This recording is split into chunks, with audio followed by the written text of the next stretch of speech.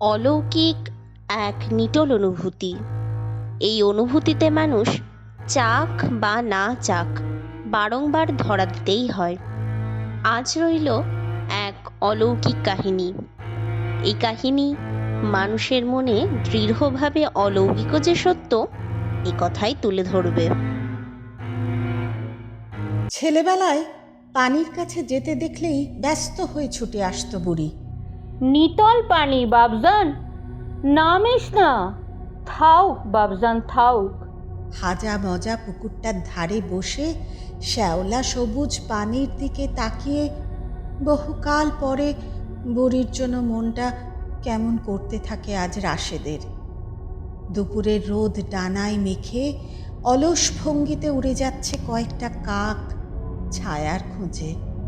আকাশ জোড়া রোদরূপী সোনালি আগুন পুকুরটার চারদিক ঘিরে তপ্ত আলোর আঁকিবুকি করছে।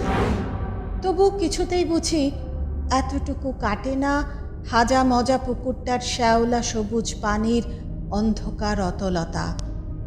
চারপাশের আলোর ছড়াছড়িতে বুঝি আরো বেশি করে আধার কালো মনে হয়। ছেলেবেলায় বুড়ি কোনো মতেই কখনো নামতে দেয়নি পুকুরের পানিতে, এমনকি বড় বেলাতেও নয়। ছোট্ট বয়সে অনাথ হওয়া রাশেদের সাতকুলে আপনজন বলতে ওই এক বুড়ি নানিই তো ছিল। বাবা মারা গিয়েছিল জন্মের আগেই, কিছুকাল বাদে নাকি মাও। মায়ের চেহারাটা এক বিন্দুও মনে নেই, থাকবার প্রশ্নই ওঠে না।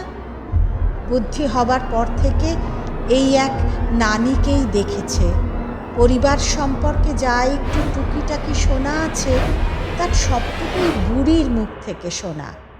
নানি, রাশেদ আর এই একতলা ঝরঝরে বাড়িটা, এই ছিল এতকাল রাশেদের দুনিয়া।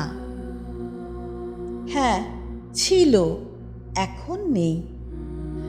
গতকাল থেকে বুড়ি নেই জীবনে, আর আগামীকাল থেকে এই অভিশপ্ত বাড়িও থাকবে না। যক্ষ হয়ে আগলে বসেছিল এই বাড়িটাকে বুড়ি।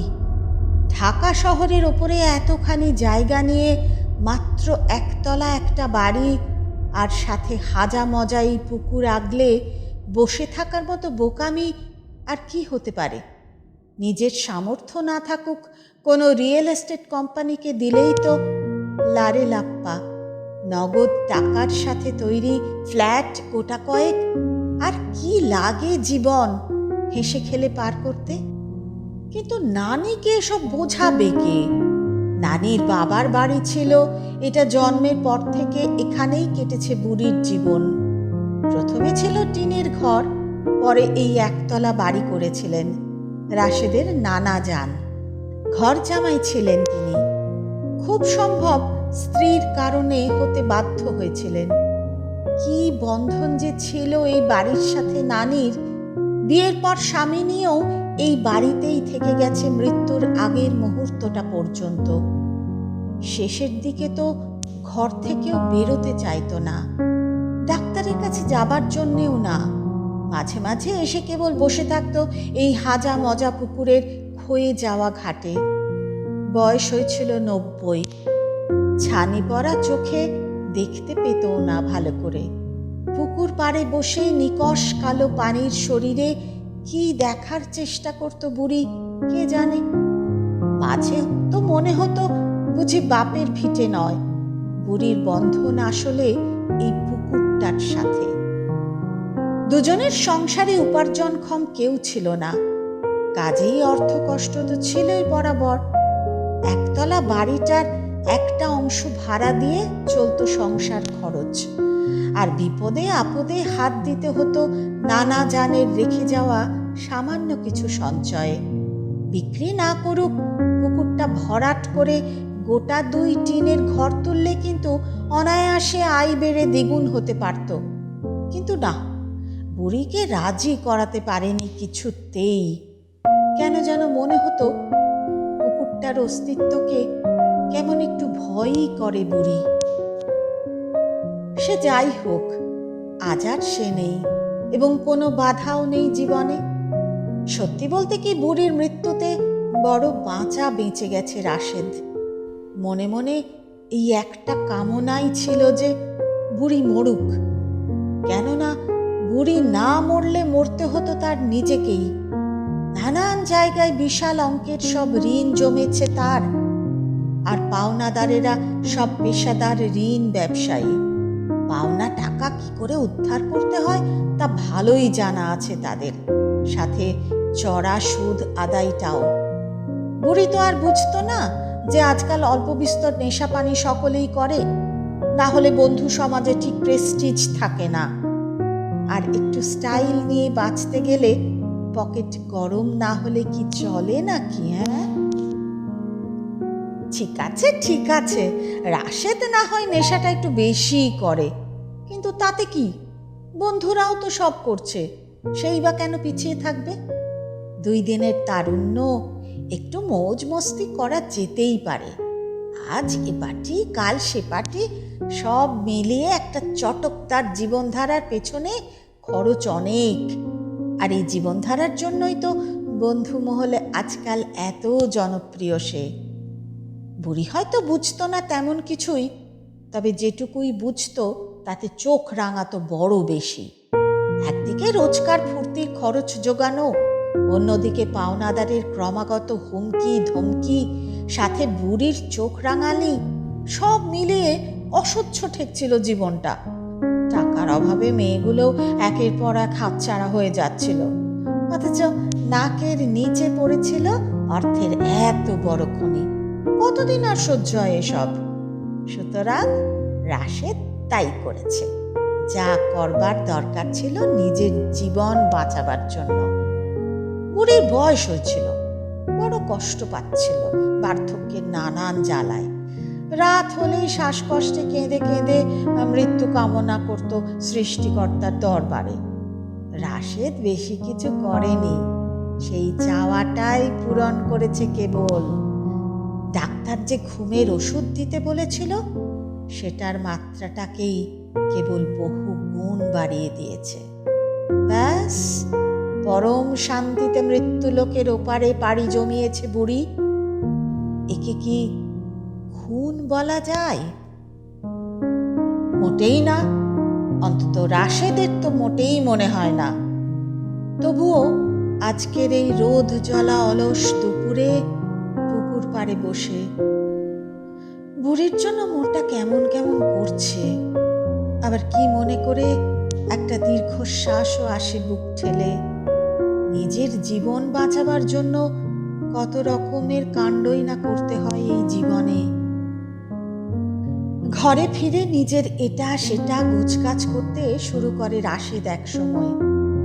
এতকালের সংসার, তবু নেবার মতো বেশি কিছু নেই, নিজের প্রয়োজনীয় জিনিসগুলো কেবল। সত্যি বলতে কি, নিতে চাইলে নেওয়া যায় বুঝি অনেক কিছুই। এতকালের সংসার ঠাসা কত শত হরেক রকমের জিনিসপত্র। তবে বুড়ি নানির কাছে এসবের যতটা মূল্য ছিল, রাশেদের কাছে এখন ততটাই মূল্যহীন। কাল থেকে রাশেদের ঠিকানা হবে গুলশানের একটা ফ্ল্যাটে। বন্ধুদের সাথে স্বপ্নের স্বাধীন জীবনের শুরু। আর নতুন সেই জীবনে এই জরাজীর্ণ পুরনো বাড়ির কিছুই সাথে নিতে চায় না সে। এই দুটো ঢাউস সুটকেসে পরনের জামা কাপড় আর নিত্য প্রয়োজনীয় জিনিসপত্রগুলো ধরে যায় সব। টেবিলের এক কোণে পড়ে আছে ইউনিভার্সিটির বইপত্রগুলো। সাথে নেবে কি নেবে না ভাবে একবার, শেষে না নেবারই সিদ্ধান্ত নেয়। আগামীকাল কোম্পানির সাথে চুক্তি হবার পর মোটা অর্থের অর্ধেকটা জমা হবে ব্যাংক অ্যাকাউন্টে। আর সেই অর্থের পরিমাণ এতই বিশাল যে এমন বইপত্রের কাঁড়ি কয়েক লক্ষ বার কেনা যাবে অনায়াসে। অযথা টেনে নেওয়ার মানে নেই। বাইরে বেলা পড়ে আসছে ক্রমশ। পুকুরটার চারপাশে আস্তে আস্তে ঘনাচ্ছে বিকেলের ছায়া। জানে না কেন কাজের ফাঁকেও পুরো পুকুরটার অন্ধকারের দিকে নজর যায় বারবার। পুকুরের দিকে নাকি পুকুর পাড়ে বুড়ির কবরের দিকে? অযথা কবরস্থানের জায়গা কিনে পয়সা নষ্ট করতে চায়নি রাশেদ। বুড়ির এত পছন্দের পুকুর পাড়েই শেষ করেছে সমাহিত করার কাজ। কিছুদিন পরে এখানে মাথা তুলে দাঁড়াবে বিশাল শপিং মল। না থাকবে এই পুকুর, না থাকবে বুড়ির কবরের চিহ্ন। কিন্তু তাতে কি? রাশেদের মনে হয় না যে সে কোনো অন্যায় করেছে। বুড়ির বাপের ভিটেতেই সমাহিত করেছে দেহ, এবং বুড়ি নানির আত্মা তাতে শান্তি পাবে বলেই মনে হয়। তবুও বারবার নজর যায় কবর আর পুকুর পাড়ের দিকেই। পুরো এই বাড়ির সীমানায় কুকুর বেড়াল দূরে থাক, এই দিনের বেলাতেও একটা কাক পক্ষীর সারা শব্দ নেই আজ। বুড়ির কটা পুষি বেড়াল ছিল, গতকাল তার মৃত্যুর পর থেকে সেগুলোও গায়েব। মনে হচ্ছে হাওয়ায় মিলিয়ে গেছে বুঝি। থমথমে দম বন্ধ করা একটা পরিবেশ, কেমন জানি ভৌতিকও। না, আজ রাতটা থাকা যাবে না এখানে। এই পুরো বাড়িতে কোনো সুস্থ মানুষ 1 ঘন্টা থাকলেই পাগল হয়ে যাবে। কি করে যে এই এতগুলো বছর সে কাটিয়েছে তাই এখন বুঝে উঠতে পারে না। ছপ ছপ মনে হয় কি যেন একটা হেঁটে জানলার ধার দিয়ে গেল। বেড়ালগুলো ফিরে এলো কি? মনে মনে একটু স্বস্তি লাগে রাশেদের। এত বড় বাড়িতে সে একদম একা নয় ভেবে এগিয়ে দেখে জানলার ধারে পরম আগ্রহে, তবে চোখে পড়ে না কিছুই। বেড়াল তো এক জায়গায় বসে থাকার প্রাণী নয়। এতক্ষণে রান্নাঘরের জানালা দিয়ে বাড়িতে ঢোকার পায়তারা করছে নিশ্চিত। একটা বাটিতে গরুর দুধ যা আছে ঢেলে রাখি কেন জানি।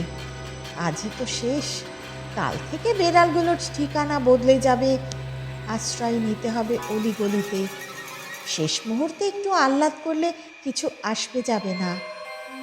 ছপ ছপ। এবার শব্দ আসে বসার ঘর থেকে। বেড়ালগুলোই নিশ্চিত, তবে বেড়াল দৌড়লে ছপ ছপ আওয়াজ হবে কেন? ভেজা কাপড় পরনে কেউ হাঁটাহাঁটি করলে বরং এমন শব্দ হতে পারে। একতলা বাড়ি হলেও তেমন অন্ধকার নয়, ভালোই আলোর যাওয়া আসা আছে। তবু বসার ঘরটা এই মুহূর্তে কেমন অন্ধকারই ঠেকে রাশেদের। আরও অবাক লাগে যখন দেখতে পাই বসার ঘরের কার্পেটটা ভিজে চুপচুপ করছে। ভিজে আছে সোফা সেটও। বেড়ালগুলোই নিশ্চিত ভিজে শরীরে জানলা দিয়ে ভিতরে ঢুকে পড়েছে। কিন্তু প্রশ্ন হলো, বাইরে তো বৃষ্টি বাদলের চিহ্ন নেই, বেড়ালগুলো ভিজলো কি করে? যাই হোক, ফালতু বিষয় নিয়ে মাথা ঘামাবার সময় নেই। নিজের ঘরের দিকে রওনা হয় রাশেদ। যাবার সময় চোখে পড়ে বুড়ির ঘরের দরজা ভেজানো না, দরজার গোড়াতেও একরাশ পানি। বেড়ালগুলো তাদের প্রভুকে খুঁজছে বোধহয়। দেখার আগ্রহ বোধ করে না আর। কোথায় পানি জমলো, কোথায় কি নষ্ট হলো, এসব নিয়ে মাথা খারাপ করবার সময় কই। কাল থেকে এই বাড়ি, এই বেড়াল, এই পরিবেশ সব ইতিহাস হয়ে যাবে। টুকটাক শখের জিনিসপত্রগুলো গুছিয়ে নিলে সময়টা বাঁচবে বরং। সন্ধ্যার আগেই চলে যাবে ঠিক করেছে। অযথা রাত কাটাবার দরকারটাই বা কি? বন্ধু সিয়ামকে বলেছে গাড়ি নিয়ে আসতে, চলে আসবে যে কোনো সময়। রাত জেগে একটা পার্টির পরিকল্পনা আছে উত্তরার দিকে। এখানে একা পচে মরার চাইতে পার্টি করা ঢের ভালো। হাতে এখনো সময় আছে কিছু, আর কাজও প্রায় শেষ। বিছানায় একটু গড়িয়ে নেওয়া যেতে পারে, কেননা বাকি রাত তো আর আরাম করার সুযোগ মিলবে না।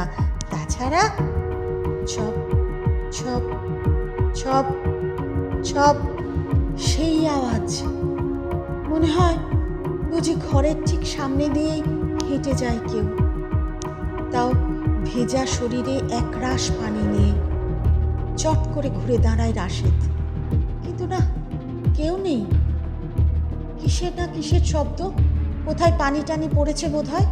গত রাতে বৃষ্টি হয়েছিল, বাড়ির আশেপাশে গর্তগুলোতে পানি জমেছে, সে পানিতে ব্যাঙ লাফাচ্ছে বোধহয়, আর সেই আওয়াজ জানলা দিয়ে আসছে।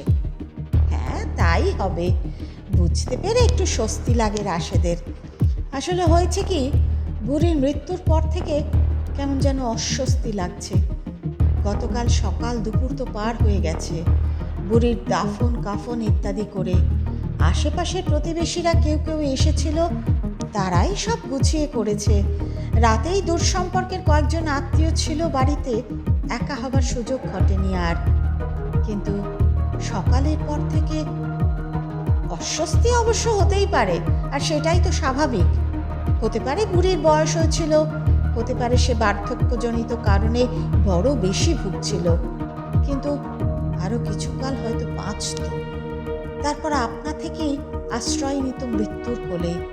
কিন্তু এটাও ঠিক যে মৃত্যুকে ত্বরান্বিত করেছে রাশেদ নিজেই। নিজ হাতে দুধের সাথে ঘুমের ওষুধ মিশিয়েছে, খাইয়েছে নানিকে। সরল বিশ্বাসে একমাত্র নাতির হাত থেকে গ্লাসের দুধ পান করেছিল বুড়ি।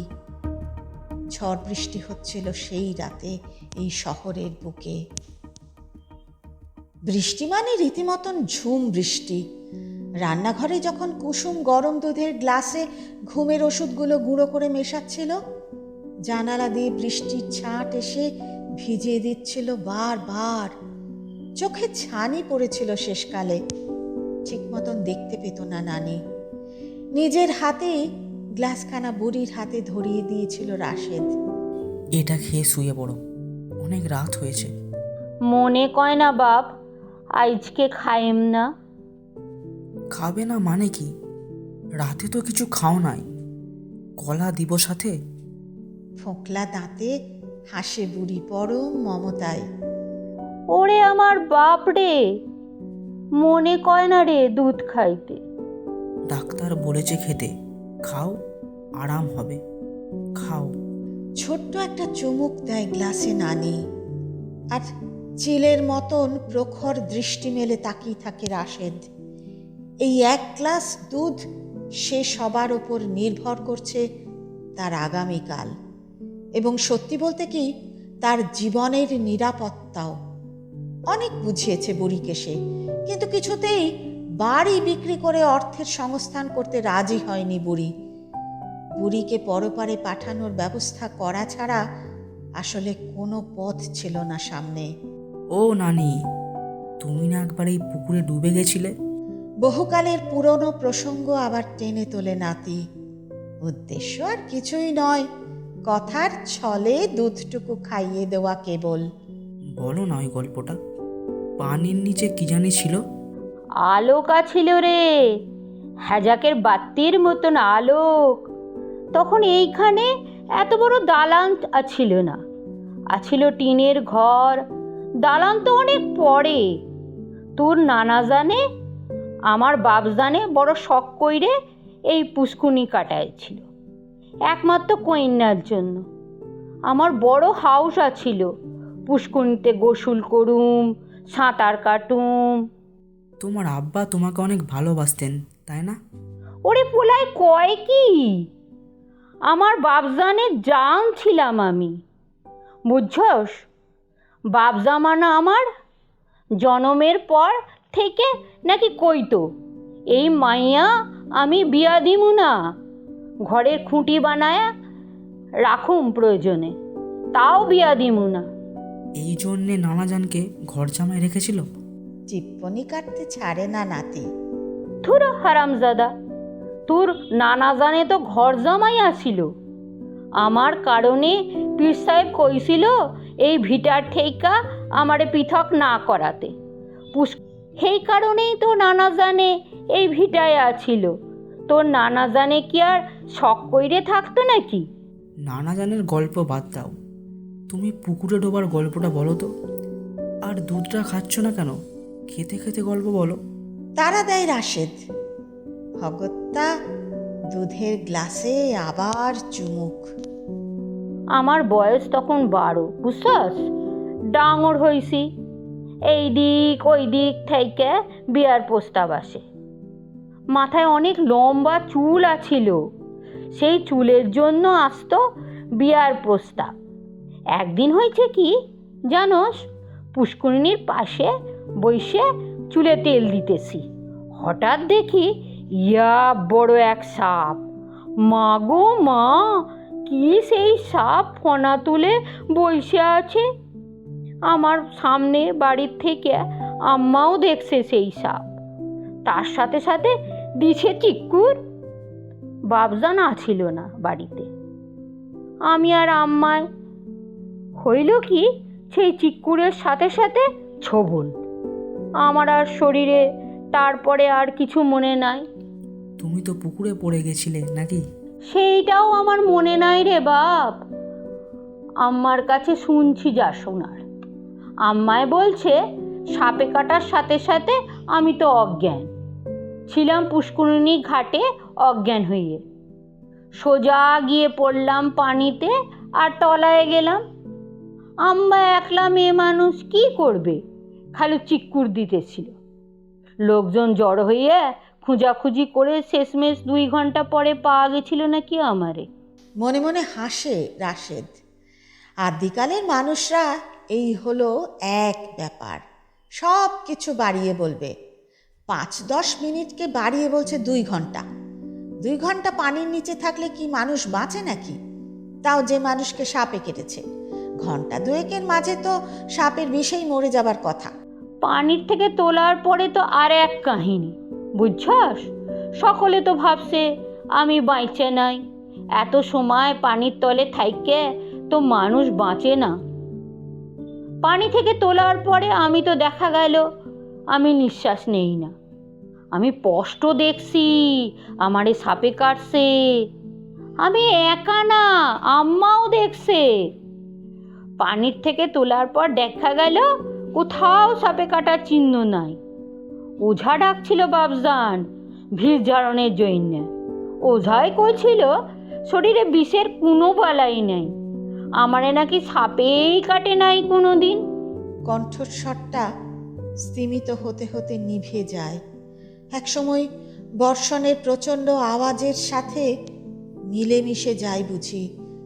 জানালার ধারে দাঁড়ানো রাশেদ একবার ফিরে তাকাবার প্রয়োজনও বোধ করে না, কেননা জানা আছে তার কি ঘটছে।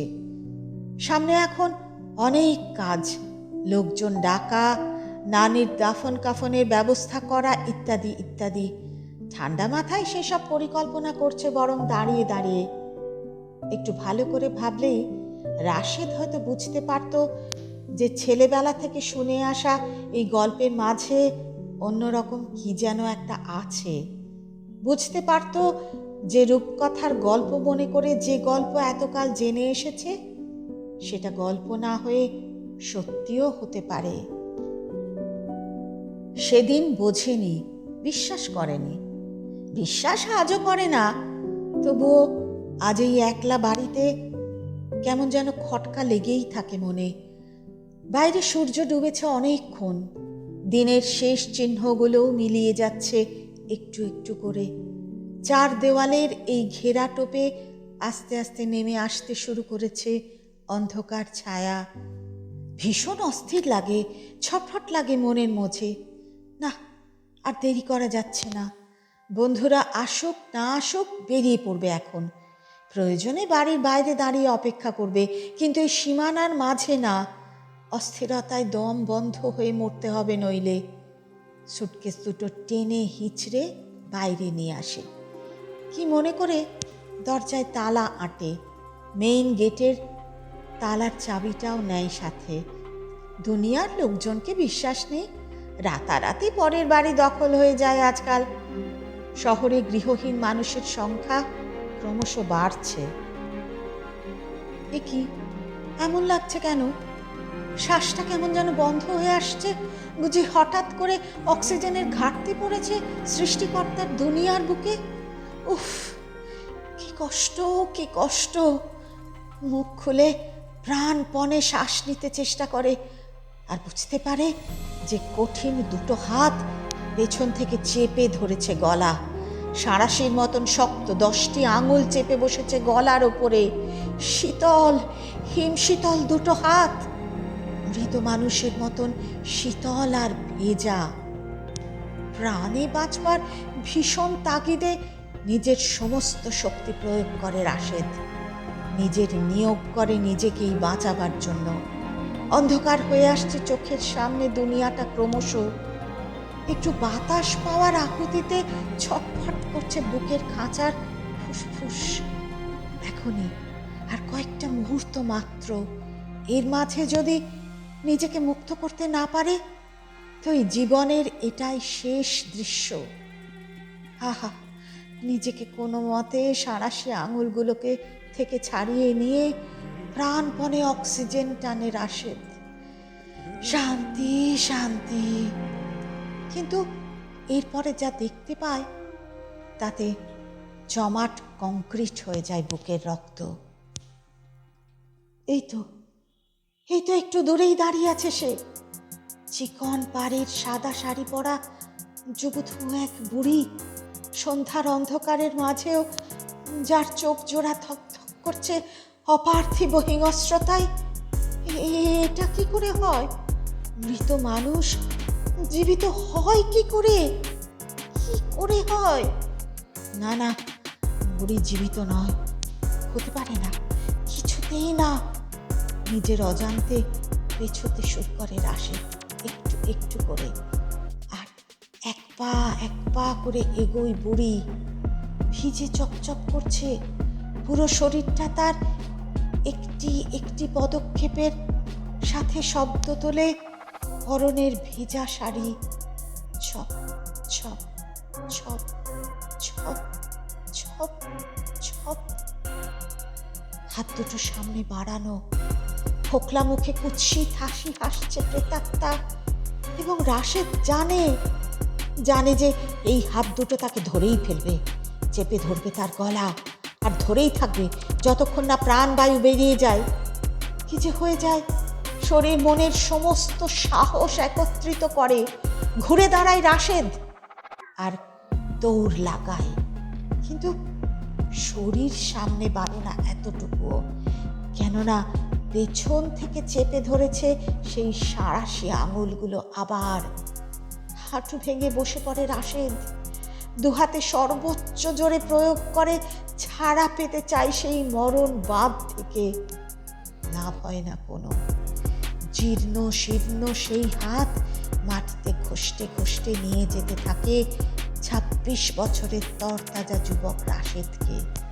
টেনে নিয়ে যেতে থাকে অমোঘ সেই নিয়তির দিকে, যে নিয়তি সে নিজ হাতে নিজের জীবনের ললাট লিখেছে। কিভাবে এরপর কি হলো জানে না রাশেদ, শুধু অনুভব করে যে একরাশ কালো শীতল জল প্রবল শক্তিতে টেনে নিচ্ছে তাকে, টেনে নিচ্ছে অতল গহ্বরে। শরীরের রন্ধ্রে রন্ধ্রে প্রবেশ করছে অপার্থিব সেই পানি। বুক পর্যন্ত পৌঁছে গেছে পানি। তারপর প্রবেশ করছে চোখের পাতায়, নাসারন্ধ্রে, কানের গহ্বরে, আর শীতল হয়ে আসছে চারপাশ ক্রমশ। দেওয়াল টপকে ভেতরে ঢুকে পড়বে কিনা ঠিক বুঝতে পারে না রতন। বেশ অনেক মাস যাবৎ দেখেছে বাড়িটায় লোকজনের আনাগোনা নেই। রাতে বাতিটাতিও জ্বলে না। এক বুড়ি আর বুড়ির নাতি থাকতো এখানে। বুড়িটা তো মাস 3-4 আগেই মরেছে, নাতিটাও বোধ করি থাকে না আর। অবশ্যই ভাঙাচোরা শ্যাওলা ধরা বাড়িতে কেইবার থাকতে চাইবে। যাই হোক, যা আছে কপালে। রাত হয়েছে, আশেপাশে লোকজন নেই। সুযোগ বুঝে তাই ভেতরে ঢুকেই পড়ে রতন। যা পাওয়া যায় তাই লাভ। স্টিলের বাসনপত্র পেলেও লাভ আছে। আজকাল চোরা বাজারে সবই বিকোই। পেশায় সে ছ্যাঁচড়া চোর। 100-5 টাকার মাল সামান পেলে আজকে রাতের মতো সে খুশি। না, কেউ নেই। পুরো বাড়িটা ঘুটঘুটে অন্ধকার। সাথে টর্চ নেই, থাকলে অবশ্য ভালো হতো। অন্ধকারে চোখটা সয়ে গেলে আয়েসি ভঙ্গিতে এগোই রতন। এ ঘর ও ঘর ঘুরে ফিরে দেখে। কিছু বাসনপত্র পায়, বস্তায় ভরে। কিছু বিছানার চাদর, কজোড়া জুতো দামি কিছু ইংরেজি বইপত্র আর টুকটাক নানান জিনিস যা পায় বস্তায় ভরার যোগ্য হলে ভরে ফেলে। একে তো নড়বড়ে শ্যাওলা ধরা পুরনো বাড়ি, তার উপরে মেঝে থই থই করছে পানিতে। পানির কারণে বহু কিছুই পচে গলে গেছে, অনেকদিন যাবৎ বুঝি জমে আছে পানি। ভোটকা একটা পচা গন্ধ আসছে। পানির উৎস কোথায় বুঝতে পারে না রতন, অবশ্য বোঝার চেষ্টাও করে না। নাক চেপে কোনো মতে ঘরগুলোতে সন্ধান করে মূল্যবান কিছুর। বাকি কেবল একটা ঘর, ওটা দেখা হলেই সোজা বাউন্ডারির বাইরে। কেমন গা ছমছম করছে এই কালি গোলা অন্ধকারে। বের হয়ে খোলা বাতাসে শ্বাস নিতে না পারলে জানে মারা পড়বে। করিডরের একদম শেষ মাথার ঘরটা অন্ধকার বুঝি এখানে আরো বেশি জমাট আর শীতল। ঘরের দরজাটা ভেজানো। ধাক্কা দিতেই ক্যাঁচ কোঁচ আওয়াজ তুলে খুলে যেতে শুরু করে দরজাটা। আস্তে, খুব আস্তে দৌড় দেবে কিনা বুঝতে পারে না রতন, কেননা এই ঘুটঘুটে অন্ধকারের পাঁচে স্পষ্ট দেখতে পায় বিছানায় বসে আছে এক বুড়ি, আর তার পায়ের কাছে একটা পুরুষ কাঠামো বসে আছে পিছন ফিরে। এ কি সেই বুড়ি যে ওই ওই বুড়িটা মারা গেল তো কয় মাস আগে? মানে কি এসবের? এই বুড়ি তো মরেছে, নিজের চোখে লাশ দেখেছে রতন। ভয় নাই বেটা, এরপর আর কোনো ভয় থাকবো না, কোনো ভয় নাই, শান্তি শান্তি। বুড়িটা নামে বিছানা থেকে ধীরে, খুব ধীরে, নিচু কণ্ঠে কি যেন বলে বিড়বিড়িয়ে, অস্পষ্ট, এলোমেলো। পরনের প্যান্টটা কখন ভিজে গেছে ভয়ে টেরও পায় না রতন। চিৎকার করে প্রাণপণে, কিন্তু গলা দিয়ে বেরোয় না আওয়াজ, কারণ এক জোড়া শীর্ণ জীর্ণ বুড়ো মানুষের হাত কণ্ঠরোধ করে দিয়েছে রতনের। সাঁড়াশের মতো শক্ত এক জোড়া হাত। আজকের গল্প এখানেই শেষ হলো। থেকে গেল একটাই কথা, সব ঝুট হ্যায়। কিন্তু খুদিতে পাষাণে যা লেখা হয় সবই কি মিছে? গল্পটি ভালো লাগলে লাইক, কমেন্ট ও সাবস্ক্রাইব করে উৎসাহ দেবেন এই আশা রাখি।